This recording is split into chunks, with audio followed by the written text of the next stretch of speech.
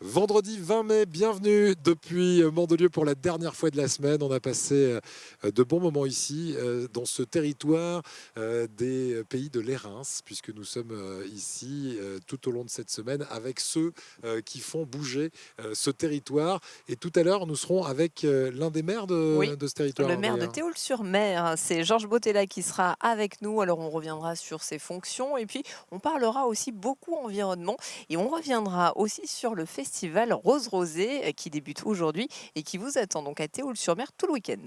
Nous serons également à Mougins aujourd'hui avec notre invité fil rouge que vous allez découvrir en coulisses, c'est Leïsa Paoli.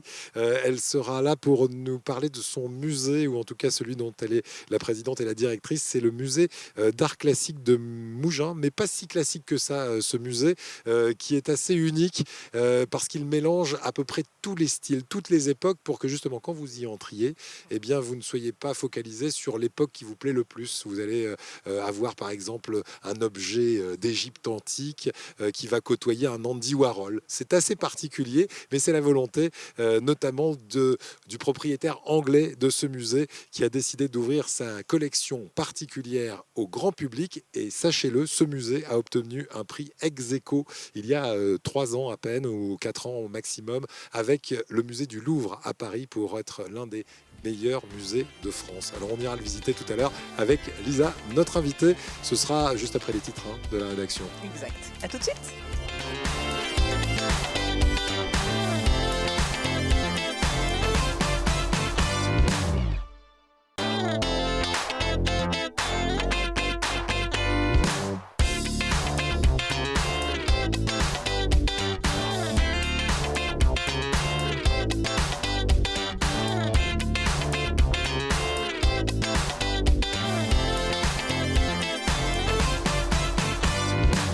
Bienvenue en ce vendredi à Mandelieu. On va faire le plein d'idées sorties, et une idée sortie en particulier à Mougins avec notre invité ce soir qui nous arrive tout droit du musée d'art classique de Mougins. C'est Lisa Paoli. Bonsoir Lisa. Bonsoir Eric. Merci d'être avec nous. Vous allez tout nous dire. Vous allez nous ouvrir les portes de ce musée qui existe depuis combien de temps à Mougins? On va fêter nos 5 ans en juin. Vos 5 ans en juin, et un joli prix dans votre musette de musée, puisque vous avez un prix ex aequo avec le musée du Louvre. Vous allez nous en parler dans un instant. Mais juste avant, Virginie, rassurez-moi, Oui. c'est vendredi, vous avez un agenda Oui, à nous j'ai proposer. deux belles idées sorties pour vous et même une troisième, Ah puisqu'avec ouais. mon invité aussi, Georges Bottella, le maire de Théoul-sur-Mer, on vous parlera ce soir d'un festival qui débute aujourd'hui et qui vous attend tout le week-end, le festival Rose Rosée. Je suis sûre que vous connaissez. Oui, on en avait parlé d'ailleurs quand Pour on voir était la vie dans... en rose. Ah oui, quand on était... Je crois que dans le Var aussi, ils font ce genre de festival. Ça Dans me le Var? parle, Alors ça ça, me je ne sais parle. pas, mais Théoul, Mais c'est un peu à ah la oui, non, limite, mais hein. voilà, mais c'est bien sûr à Théoul qu'on avait parlé de Mais rose oui, rosée, avec modération d'ailleurs, parce qu'il y a pas mal de rosé dans l'affaire, exact. donc attention. Virginie, on aura aussi un live en fin d'émission, et Oui, c'est Erwan Wartel, l'invité exactement. d'Adrien Vous tout à voulez que je vous l'heure. dise tout? Oui, J'ai découvert dans ma piscine, c'est la vrai. piscine de ma résidence, Imaginez-vous oui. qu'elle est voisine Et j'ai d'Erwan Wartel. adoré sa musique. Vous allez le découvrir tout à l'heure. Alors, si vous aimez la musique de Géraud, de Jack Johnson, eh bien là, vous serez vraiment servi. Il est compositeur, interprète, et donc vous l'entendrez, c'est l'invité d'Adrien Mangano ce soir. Voilà, et si vous ne connaissez pas Giroud ou Jack Johnson, écoutez Wartel, ça Voilà. vous fera connaître au moins les deux autres. Nous sommes avec Lisa Paoli, donc c'est le musée d'un pur passionné, hein, ce musée d'art classique de Mougins. C'est presque dommage de l'avoir appelé musée d'art classique, parce qu'au final, il a rien de classique. Votre musée, il est plutôt très original. C'est quoi l'idée de départ de ce monsieur relativement riche quand même, qui est un Anglais, et qui décide d'ouvrir ce musée à Mougins? Pourquoi Mougins d'abord? Alors en fait, juste pour revenir sur le nom musée d'art classique, parce que le fil conducteur en fait est le classicisme, que ce soit dans l'Antiquité ou des œuvres contemporaines. Et oui, en effet, c'est un Britannique qui a décidé d'ouvrir ce musée. Pourquoi Mougins? Parce que Mougins a quand même une grande histoire d'artistes qui ont passé du temps Oh oui. sur la Côte d'Azur et notamment à Mougins. Bien sûr, Picasso qui a passé les 12 dernières années de sa vie, et c'était sa période la plus prolifique. Prolifique. Prolifique, pardon. Voilà, Merci c'est de me corriger. Mais oui. non, mais attendez, mais non, vous mais- parlez beaucoup mieux français que je ne parle anglais. Hein. Et voilà, il y a Fernand Léger, Francis Picabia, Man Ray. Il y a eu beaucoup d'artistes qui ont séjourné ou passé un petit bout de temps à Mougins même. Et ça a inspiré le propriétaire de ce musée. Qui est-il, C'est le ça. propriétaire de ce musée? Parce que c'est important aussi de dire qui il est. Bien sûr, c'est Christian Levette. Voilà, c'est un jeune homme passionné par l'histoire, surtout voilà, Grèce et romantique ainsi que l'Égypte, mais qui est aussi fou amoureux de l'art et qui a passé un bon bout de temps à Paris où il habitait en face du Louvre et passait tous ses matinées dans le Louvre à contempler les œuvres. Alors, comme vous parlez du Louvre, il a dû être fou de joie quand il a appris qu'on lui décernait un prix à égalité avec le musée du Louvre. C'était en 2012, je crois. C'est ça, exactement, Ouais. en 2012, oui. Nous avons reçu le Ken d'or du meilleur musée en ex aequo avec le Louvre. Donc, ça faisait qu'1 an qu'on était ouvert et donc on était vraiment ravis. Et surtout qu'on avait déjà eu ce petit surnom, monsieur le maire de Mougins, Richard Galli, nous surnomme déjà le mini-Louvre du musée Depuis l'ouverture. depuis l'ouverture. Alors, le Ken d'or, c'est quoi? C'est l'équivalent de la Palme d'or pour un musée comme le vôtre? Oui, c'est ça, c'est un petit peu comme ça, Ouais. exactement. Ouais. Voilà, le Ken d'or. Rien à voir avec Barbie, hein, rassurez-moi. Non, on vous donne pas un petit bonhomme en plastique Non, doré, non? on n'a rien eu physiquement, juste le titre. Très bien.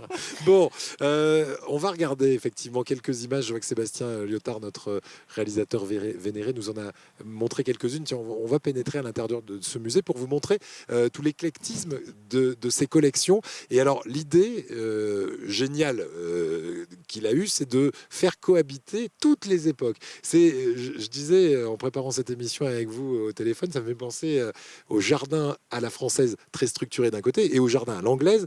Votre musée, il serait plutôt à l'anglaise, c'est-à-dire un musée qui vit, qui est un peu sauvage. Oui, c'est ça, exactement. Oui, oui. On a le droit de marcher sur le pelouse. Ah, ça c'est bien. Non, voilà, en effet, oui, c'est un musée qui est très éclectique par sa collection, vaste et diverse. C'est un musée pour tout le monde, pour tous les âges. Il y a tellement de choses à voir. On expose plus de 1000 œuvres sur les 4 étages du musée. Comme je disais, on mélange donc des antiquités d'Égypte, Grèce et Rome, et on met, donc comme vous avez vu là sur les images, à côté vraiment, pas donc par ordre chronologique, mais Oui. par inspiration. On peut trouver par exemple le Warhol derrière des Vénus antiques du 1er au 3e siècle, ou un Yves Klein à côté, ou un Mark Quinn, un artiste très contemporain, et encore des connus comme Toulouse-Lautrec, Cézanne, Chagall, C'est incroyable. Matisse. Oui, il y a vraiment, c'est vraiment tous les univers confondus. Il est très éclectique aussi dans ses choix, forcément, parce que quand il achète une œuvre d'art, c'est pour se faire plaisir d'abord, et tout de suite il vient la déposer dans ce musée où il en profite un peu chez lui. Comment ça se passe? Alors, le musée, c'est une partie de sa collection. Et il a aussi, bien sûr, des choses chez lui.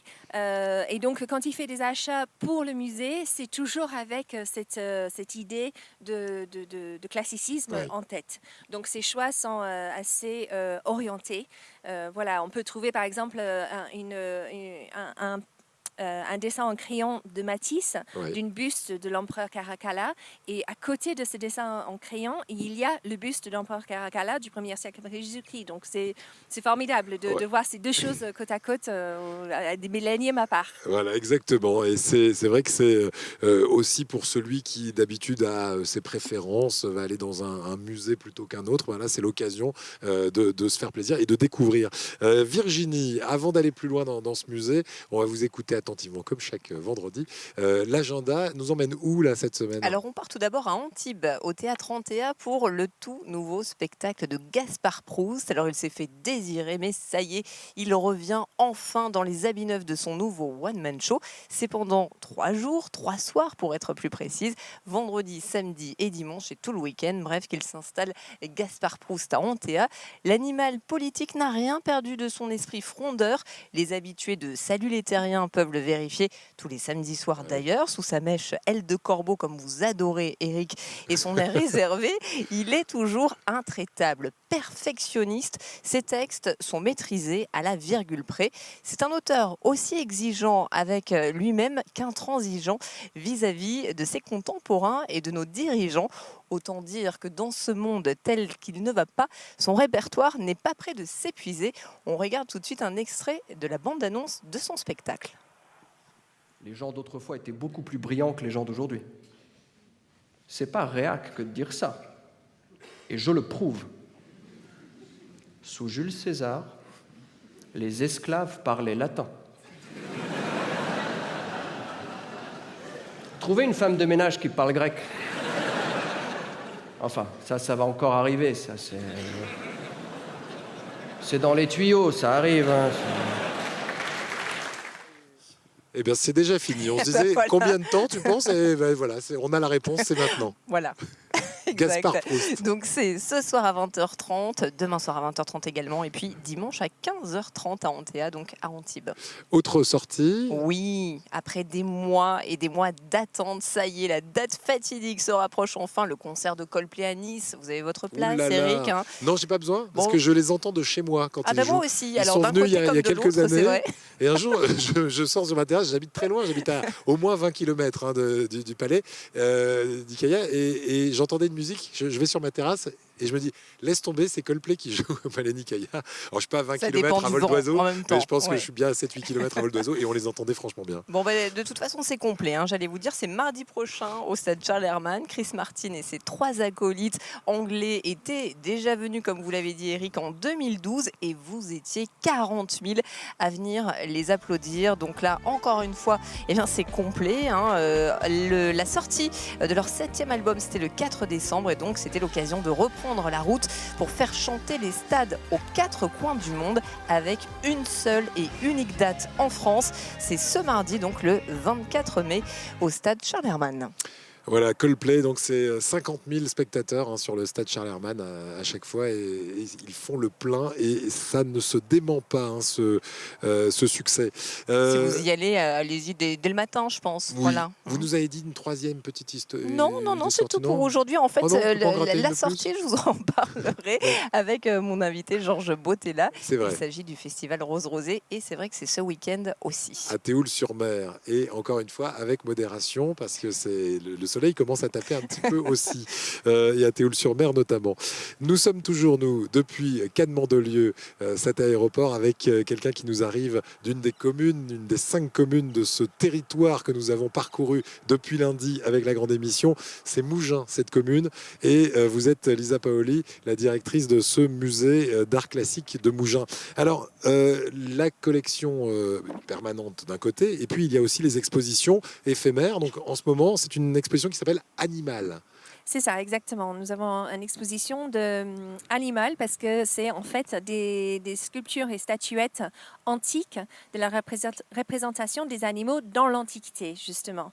On peut trouver la vitrine qui est dédiée aux croyances égyptiennes avec des babouins, des faucons, ou encore la vitrine de culte et sacrifice avec des moutons, des chèvres, des taureaux, etc. Et puis la vie domestique et la vie sauvage. Donc c'est une exposition qui vient de s'envoler. Oui, c'est ça, mais c'est bien. Et que nous avons vivant. prolongé jusqu'au 19 juin, puisqu'il a eu pas mal de succès, et c'est très joli, il y a des très très belles pièces. Voilà, et donc essentiellement autour des animaux. Parmi les pièces les plus rares, on en a vu une passer tout à l'heure. Est-ce qu'on pourrait revoir? C'est un lion, vous m'avez dit, vieux de 5000 ans, 3000 ans avant Jésus-Christ, cette pièce. Oui. Sébastien, ouais, si on peut revoir cette petite statue de lion, parce que c'est quand même le clou de l'exposition pratiquement. Hein. En fait, c'est une des plus anciennes pièces exposées. C'est un petit lion en cuivre qui vient d'Iran, et ça date en effet non, ça c'est le loup de David et Rivalta. Alors, il ne faut pas confondre le lion et le loup, mais on a un lion, hein. promis Sébastien. On reste quand même dans les thématiques animaux. Et je crois que je l'ai vu tout à l'heure au début de l'émission. On a passé quelques images. Non, ça c'est Non plus. Mais non. on va en passer quelques autres. Sébastien, voilà, on va le faire en direct. C'est bien aussi. C'est tout petit, Oui, et ça a 5 5000 ans d'âge. Donc c'est un peu naïf comme statue de lion. Voilà, je donne des indices en J'espère régie. qu'on va pas mettre pour qu'on 5000 puisse ans nous le pour le retrouver. retrouver. J'espère qu'on mettra pas 5000 ans pour On le sera plus retrouver. là, nous. Hein. C'est vrai. Bon, elle n'arrive toujours pas cette photo, mais je vous promets, il faut aller la voir parce qu'on m'a dit c'est quand même une pièce unique aller à en Mougins, son en fait. genre. Et puis, allez, on va faire. Ah, bravo, c'est Ah, celle-là. la voilà. Eh ben, comme Elle est quoi. belle. Elle est belle, hein? T'arrives. Et elle a 5000 ans, mais on dirait presque que c'est une sculpture moderne par sa côté abstrait. Voilà, c'est vrai qu'elle a un côté abstrait. On dirait même une tête, vous savez, de Nouvel An chinois. Exactement, Un oui, peu. les dragons, oui. Ils n'ont rien inventé, hein, ça existait déjà 5000 ans avant. Mais justement, c'est ça que nous démontrons dans notre Oui. musée, que personne n'a rien inventé. Qu'on s'est Exactement. inspiré, comme il disait tout à l'heure Gaspard Proust. Eh oui. Voilà. La mode est Ah. un éternel recommencement. Exactement. Et puis, on va encore faire travailler notre camarade en régie, des hochets d'enfants. Et là, je donne un indice en forme de petit cochon. Vous m'avez dit, ça vient de la Grèce antique. Ça. C'est ça, voilà, c'est de l'époque hellénistique. C'est aux alentours de 300 ans avant Jésus-Christ, en fait. Mon papier est par terre, donc je ne me rappelle plus exactement la date. Mais en effet, oui, c'est période hellénistique. Très ancien. Oui. Et vous aviez envoyé une photo ou pas? Parce que Oui, je oui. vois que les trois petits cochons, on les C'est a un petit pas. cochon très mignon et d'ailleurs, encore une fois, qui paraît presque moderne Voilà. par sa simplicité. Là, voilà. Voilà. le Et ça, petit c'est un cochon. hochet pour enfants. Voilà, quand on le bouge, on essaye d'éviter de trop le Ça bouger fait quand même. peur, hein, quand même, hein, pour un rocher Vous pour trouvez enfants. Un petit peu, quand même. Hein, oh, de face, il est mignon, peut-être de profil moins. Et on va enchaîner avec un sarcophage égyptien. Alors jusque-là, pas de grande surprise, un sarcophage en Égypte, mais vous m'avez dit un sarcophage de faucon. Oui. C'est-à-dire qu'on avait fait un sarcophage pour aller avec le sarcophage de l'être humain qui s'était fait embaumer. Exactement, oui. En effet, les Égyptiens, ils momifiaient également les animaux, puisque pour eux, les animaux, c'était des êtres sacrés. Ouais. Ils représentaient énormément de leur divinité en forme d'animaux. Donc, en effet, c'est un sarcophage de faucon en bois. Nous avons 2 sarcophages d'êtres humains dans le musée. Et celui-ci, il est de taille de faucon. Il est magnifique. Et, par contre, on ne sait pas si le faucon est dedans. Voilà, alors là, effectivement, ça ressemble à de l'Égypte. On voit un sarcophage, mais Ça, c'est notre crypte égyptienne, donc au sous-sol, où se trouve le sarcophage magnifique au bout. Il y a un deuxième derrière. Et là, justement, on voit sur cette image le mélange d'antiquité et moderne, parce qu'à droite, on aperçoit un tableau de Calder, les 4 pyramides du Soleil, qui est posé au milieu des fragments muraux avec des hiéroglyphes, des stèles funéraires, des masques funéraires. C'est vraiment un mélange très... Ça nous fait réfléchir. ouais. Et on va continuer à réfléchir sur ces œuvres, mais aussi à se faire plaisir, parce qu'il y a vraiment un plaisir des yeux évident ici, avec en plus un intérêt historique. Et on va terminer là-dessus avec une conférence qui s'appelle « Dans les pas des héros ». Elle a été intitulée comme ça. Elle aura lieu le mois prochain, le 23 juin.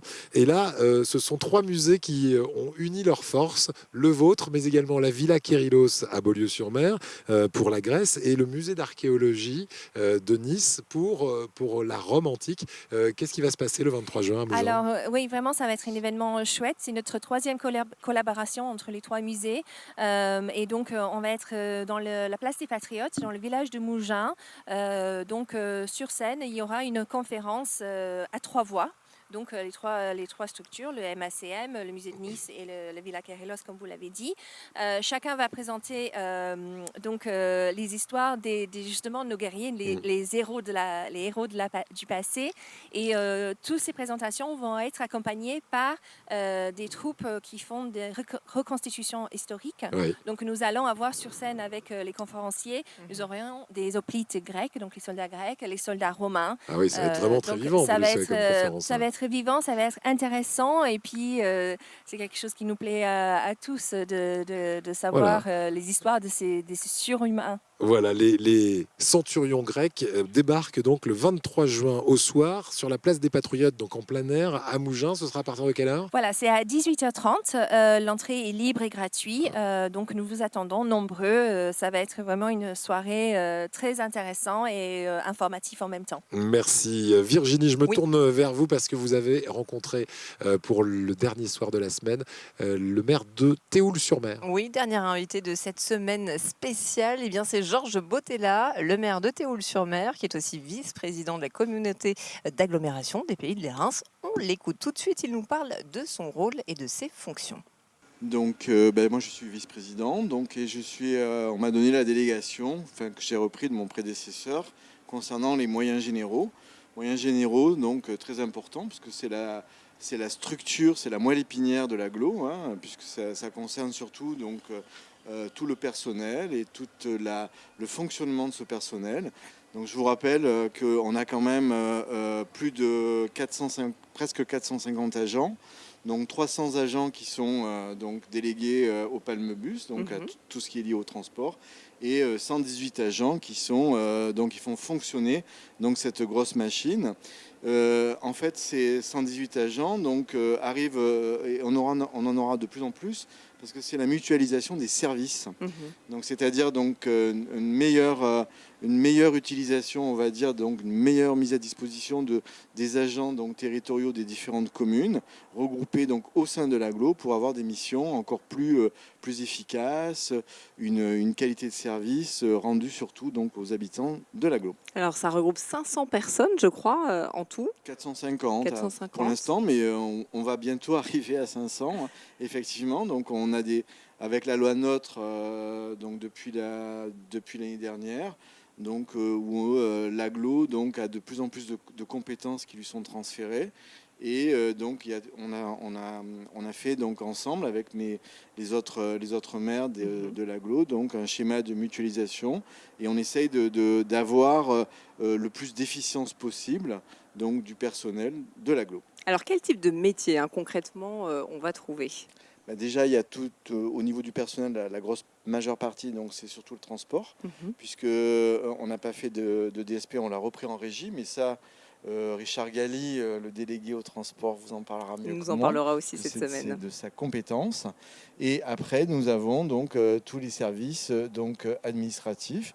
Nous avons donc des services donc surtout le service des finances, le service donc de la gestion du personnel, service aussi donc qu'on a mutualisé donc tout ce qui est lié à l'informatique, tout ce qui est lié donc aussi à l'habitation.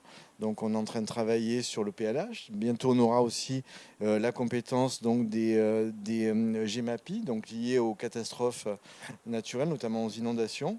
Et on a aussi donc on nous a transféré cette année la politique de la ville. Donc du coup on a repris aussi donc tous les travailleurs sociaux qui œuvraient sur les 5 communes de l'agglo. Donc maintenant donc le service a été repris donc au niveau de l'agglo, ce qui est pas mal. Bientôt on aura bientôt on transférera aussi donc le ramassage des ordures ménagères, donc ça va encore faire du personnel supplémentaire, de l'organisation supplémentaire. Et on va aussi, donc on est en train de discuter avec mes différents collègues donc de transférer la compétence tourisme, qui n'est pas négligeable sur notre communauté d'agglomération. D'où ces 500 personnes bientôt peut-être. Merci monsieur le vice-président. Je vous en prie. Voilà, Georges Bottella, le maire de Théoul-sur-Mer, qui reviendra tout à l'heure en deuxième partie avec vous, Virginie. Dans un instant, on vous rejoint avec Lisa Paoli, notre invitée, pour évoquer Mougins et l'art, avec aussi des sculptures monumentales dans les rues de Mougins, on y reviendra. Ce sera juste après le journal, il est présenté par Nicolas Galup sur Azure TV. A tout de suite depuis Cannes-Mandelieu.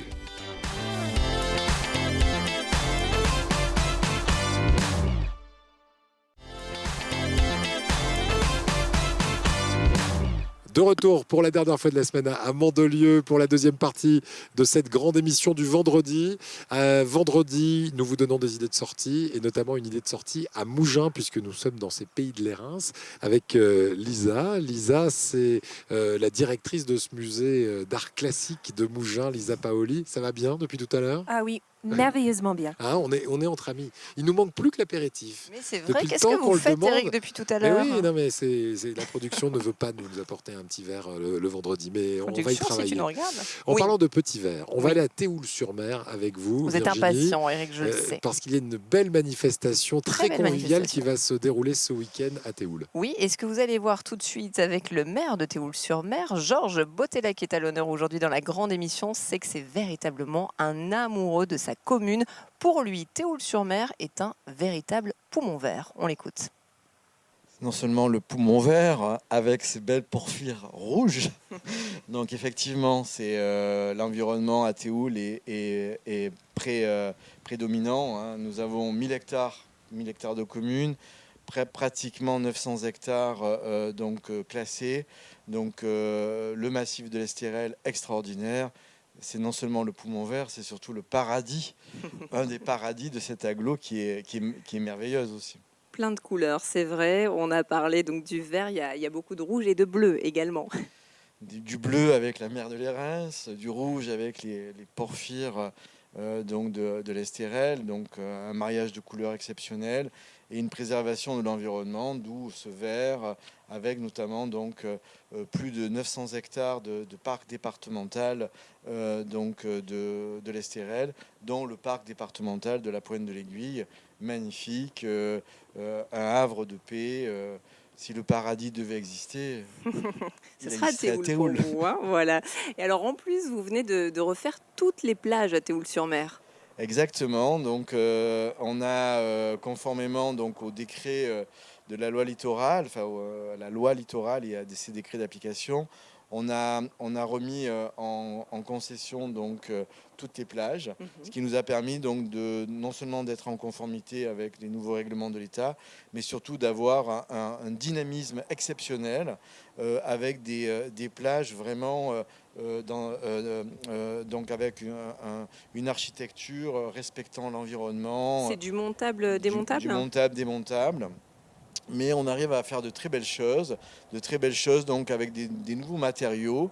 Je vous invite qu'à venir, où on a plus de 8 lots de plage qui ont été ainsi concédés et 8 lots de plage, 8 magnifiques plages à voir, dont une qui va bientôt, un lot de plage intéressant, c'est la Pointe de l'Aiguille. Donc, pourquoi ? Parce que c'est aussi, et ça c'est grâce aussi avec la communauté d'agglomération, c'est bientôt, peut-être au mois d'août, la création d'un parc marin. Le premier parc naturel marin, un parc départemental marin, où on est où les partenaires sont le Conservatoire du littoral, sont l'État bien sûr, sont aussi surtout la communauté d'agglomération et la commune de Théoul et le conseil départemental.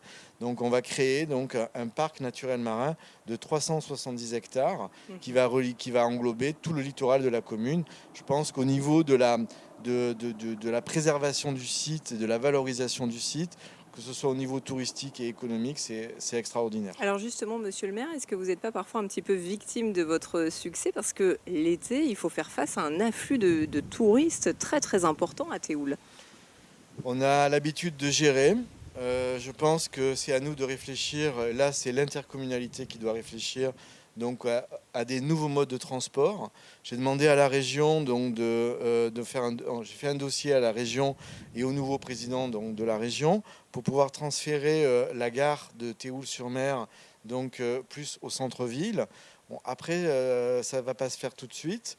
Il y a aussi une nouvelle ligne. Il faudrait que la ligne qui parte de Saint-Raphaël jusqu'à Vintimille soit une ligne touristique, qui est le doublement enfin de cette ligne de train à grande vitesse. Alors, on l'avait appelé LGV, là je ne sais plus comment ça s'appelle. Enfin, ça change tout le temps de nom. En tout cas, il faut le faire. C'est important de redévelopper des nouveaux moyens de transport pour éviter cet engorgement où l'été on a plus de 15 000 voitures par jour qui passent à Théoul, pour éviter cet engorgement de la route, pour libérer aussi de l'espace, arrêter de faire tout le temps des parkings, essayer de préserver l'environnement et développer des moyens modernes. On les a dans toutes les grandes villes touristiques du monde, que ce soit en Australie, à Sydney, que ce soit en Europe, à Dublin ou à Munich. Donc on ne prend plus sa voiture pour aller visiter, ou à Londres, ou à New York, ou à San Francisco. Un petit peu partout sur le globe. On ne prend plus ça, on se déplace pas avec sa voiture.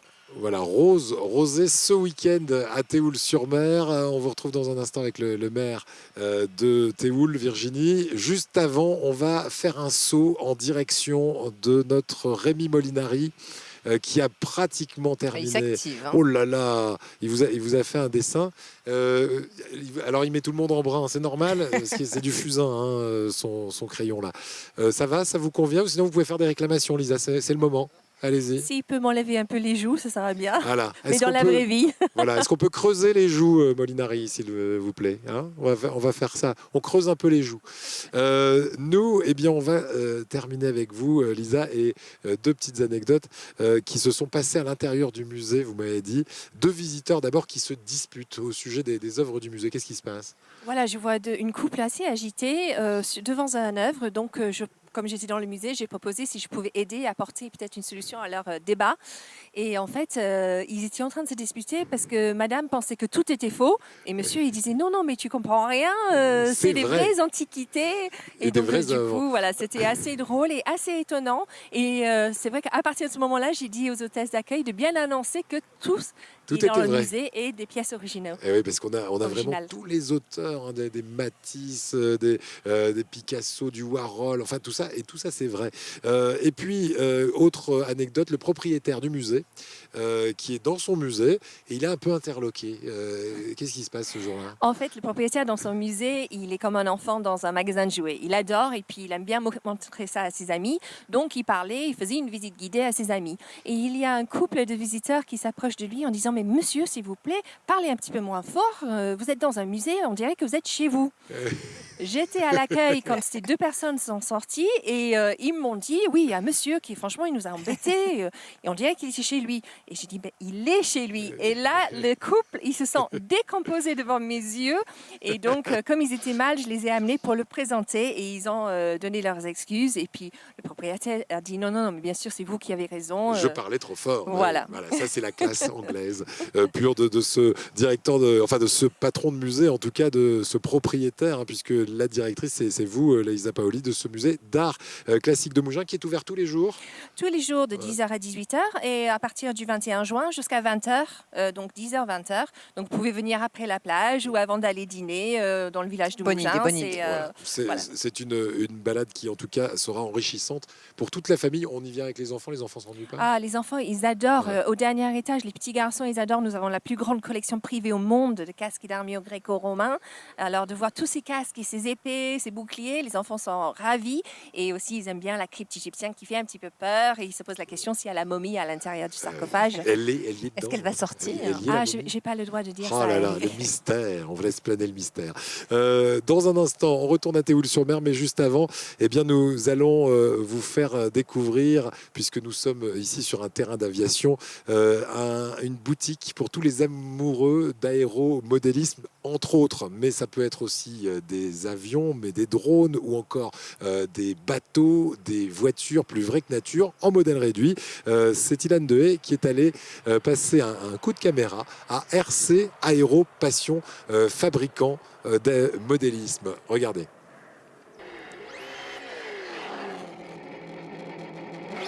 Donc on se retrouve dans nos locaux de la société RC Aéropassion, qui est une société donc, de vente d'aéromodélisme. Nous avons donc dans notre société 3 volets, la vente, le service et l'école. Voilà. Effectivement, il y en a pour tous les goûts. Nous vendons donc des bateaux, des voitures, des avions, des hélicoptères, un petit peu des drones aussi, bien sûr, et de la maquette statique. Voilà, une clientèle qui est vraiment de très très jeune à un certain âge. Voilà. Donc en fait, avec l'atelier, nous proposons donc pour nos clients qui n'ont forcément peut-être pas des fois le temps de monter leur machine ou de régler leur machine, nous proposons donc dans l'atelier tout un service de montage, réglage et aussi prototypage avec l'imprimante 3D qui donc est là aussi pour faire toutes les pièces sur mesure. Nous formons donc en double commande les gens sur des modèles d'avion ou d'hélicoptères. Nous sommes distributeurs de la marque Vario Hélicoptère depuis très peu de temps, depuis décembre. Et donc nous les aidons à justement se perfectionner et apprendre sur les modèles d'hélico ou d'avion. Tout à fait, effectivement, on retrouve beaucoup de paramètres et de similitudes avec les vrais véhicules. On a ici principalement au niveau des voitures principalement électriques. Et pour justement refaire le son d'une vraie voiture, on a des haut-parleurs avec justement le vrai bruit. Les voitures atteignent plus de 100 km/h en électrique et atteignent des autonomies aussi de la demi-heure. Voilà.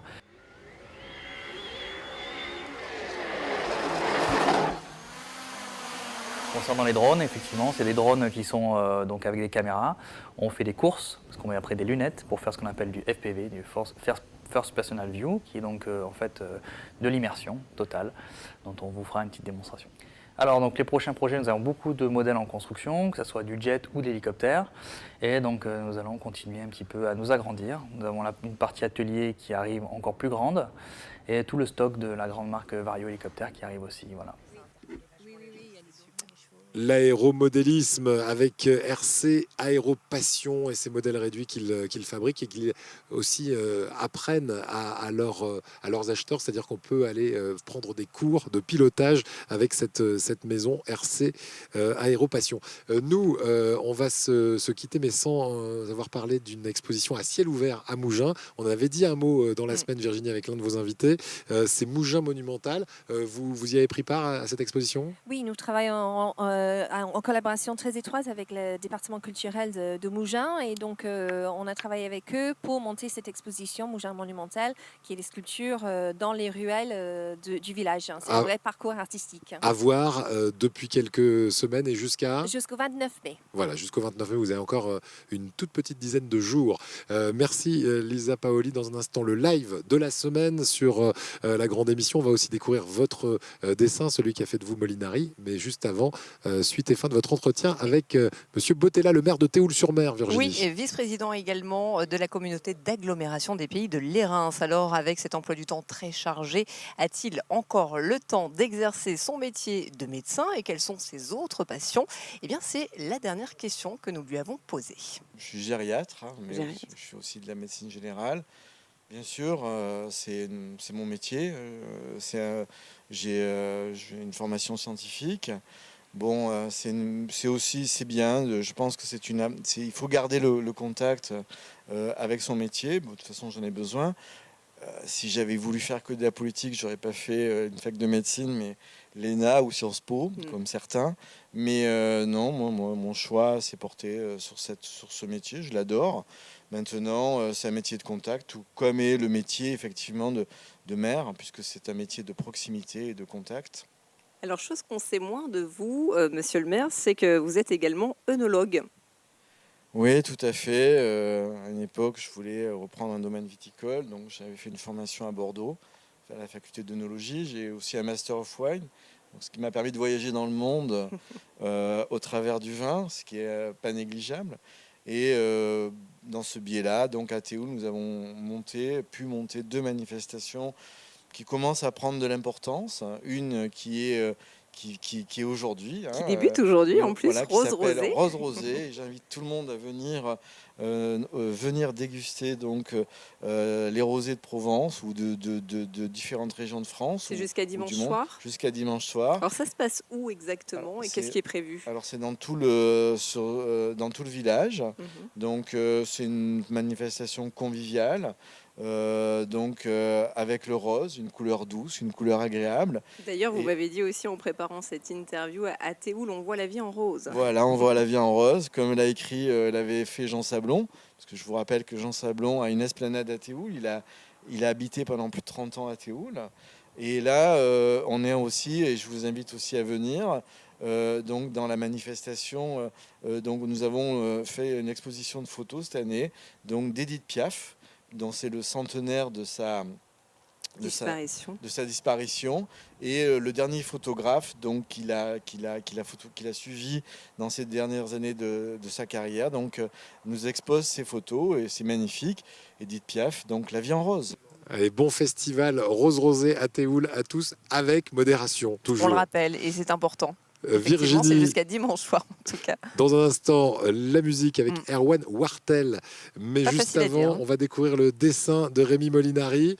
Je vous laisse lire cette légende. Vous qui êtes directrice de musée, ça vous va comme un gant? Je suis Mona Lisa, La Joconde du MACM, c'est magnifique, merci. Serais-je Léonard de Vinci? Oh bah, non mais ce type ça est va, mais toujours aussi modeste. modestie, mais absolue. C'est ça qu'on adore chez notre Rémi, on le changera pas. Merci encore Lisa. Merci à vous. Et puis on rappelle que votre musée est ouvert 364 jours par an. Le seul jour de fermeture, c'est le jour de Noël. Vous voyez, vous pouvez y aller tous les autres C'est jours. bien.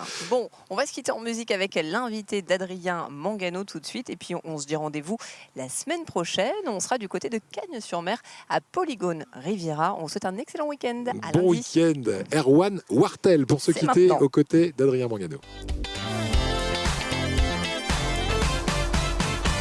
Vous aimez la musique, vous aimez le live, vous êtes au bon endroit, Azure TV, nous sommes vendredi et nous accueillons cette fois-ci un garçon originaire de Normandie qui a fait sa place au soleil depuis maintenant 14-15 ans. Il s'appelle Erwan Wartel, bonsoir. Bonsoir. Passion pour la musique, elle est née grâce au grand frère finalement. Elle est née grâce au grand frère. Pendant que je jouais aux petites voitures à l'âge de 4-5 ans, Ouais. mon grand frère envoyait du Jimi Hendrix dans sa chambre ou des bons morceaux de guitare. Les Donc, sons provenaient comme ça dans le couloir. voilà, et- du bout du couloir, donc ça m'a toujours accompagné. Et puis après, le goût de consommer encore de la musique, quoi, toujours et encore. C'est ça, première guitare. Première guitare, premier instrument, c'était le piano. Ah, à le piano quand 5-6 même. ans. Ah, ouais. Après, j'ai pris des cours de piano jusqu'à 15-16 ans. L'adolescence étant, j'ai lâché le piano et j'ai voulu me mettre sur l'accordéon de mon grand-père. Ouais. La mayonnaise n'a pas pris, c'était peut-être pas le bon moment. Puis finalement, il y a eu la guitare. Et après, il y a eu la guitare, un aller simple pour Londres. Mhm. Et Alors, puis c'est j'ai important, appris Londres. Pourquoi Londres? Parce que pour vous, c'est l'endroit où la musique se crée, se fait ou... l'antre, Ouais. l'antre de la musique. Donc j'ai voulu aller apprendre mes premiers accords sur Londres. Donc j'ai pris un aller simple et je ne savais pas passer un mi mineur. Et puis voilà, petit à petit, Mhm. je fais mon chemin. Erwan, l'élément déclencheur, c'était dans le Var, Tour, Oui. une soirée, on vous pousse finalement à aller sur scène. Complètement. Complètement. Il y avait ces périodes d'été, donc c'est un village assez touristique, beaucoup d'animations. Et voilà, ma maman m'a gentiment poussé. Faut y aller, Et mon j'ai fils. commencé, voilà, et j'ai commencé à jouer. Et puis bon, je pensais jouer une petite heure. Et puis on a fait 2 bons sets de 2 bonnes heures et demie. Quand c'est bon, on en veut encore, quoi. Qu'est-ce que vous avez ressenti à ce moment-là? C'était nouveau pour vous? Complètement, complètement. Qu'est-ce que j'ai ressenti? Une notion de partage, et puis de symbiose, d'échange, de bonheur, quoi, tout simplement, quoi. Erwan, et cette notion de partage, elle se prolonge parce que vous êtes infirmier, ça Oui. c'est pour la petite parenthèse, Oui. et vous jouez aussi pour les patients quelquefois. Oui, je travaille en psychiatrie dans un service fermé. Mhm. J'en profite pour passer un petit bonjour Eh à ben, tous faut mes collègues saluer, du bien sûr. M2A. Voilà, donc je fais de la musique au travail parce que c'est un soin avant tout, de plus en plus, surtout dans les services de type psychiatrique. Je ressens les mêmes choses que quand je joue à Tour. Il y a de l'échange, il y a du bonheur commun, ça fédère, ça fait tomber l'anxiété, ça apporte que du bon. Donc, Erwan, et cette passion pour la musique, elle vous obsède. Pour ne Oui. pas oublier un texte, vous êtes capable de vous lire plein milieu de la nuit. oui, Ouais. oui, je peux me lever pour écrire 2 notes. Mais maintenant, j'en ai marre de me lever, donc je prends le téléphone en mode dictaphone et je chuchote. Et c'est assez envahissant, mais tant mieux parce que ça me permet de faire des petites compositions. Voilà. Alors Erwan, au programme, il y a beaucoup de covers à votre répertoire, Il y a beaucoup de covers. et puis il y a cette composition que vous nous avez apportée ce soir. Oui, It's Not Real, Pourquoi? qui est... It's Not Real. It's Not Real parce que j'ai pris une photo carte postale, j'ai repensé à moi quand j'étais petit et regarder la vie des grands et en avoir les sensations qu'elle me donnait à ce moment-là. Et j'ai refait cette carte postale à plus de 40 ans et It's Not Real. Je vous laisse vous installer. Merci. Voilà. Erwan Wartel.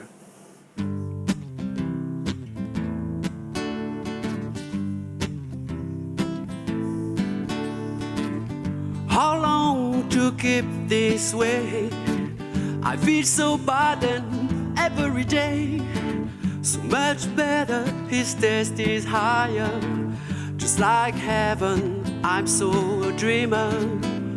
But in reality, we have to walk on our knees.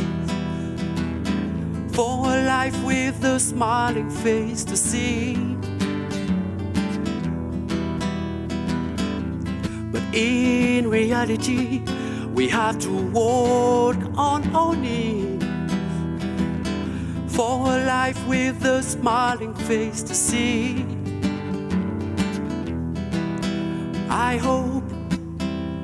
I hope it's just a bad dream. Oh no, I hope, yes I hope it's not real. it's not real. No, no, no, it's not real. Bop, beep, boom, boom, ribbidi bop. Ribbidi bop, bop, beep, boom. How long was ground to be listened to? For feet fine and every day. I have reason to believe he will talk to me, sharing more love as it should be. But in reality, we have to hold on it. For a life with a smiling face to see. But in reality, we have to hold on it. For a life with a smiling face to see. But I hope, yes I hope, it's just a bad dreams. Oh no, I hope, yes I hope, it's not real. It's not real. No, no, no, it's not real. Bop, beep, bop, bo, rippity bop. Rippity bop, bop, beep, bow. Oh, oh, oh, no.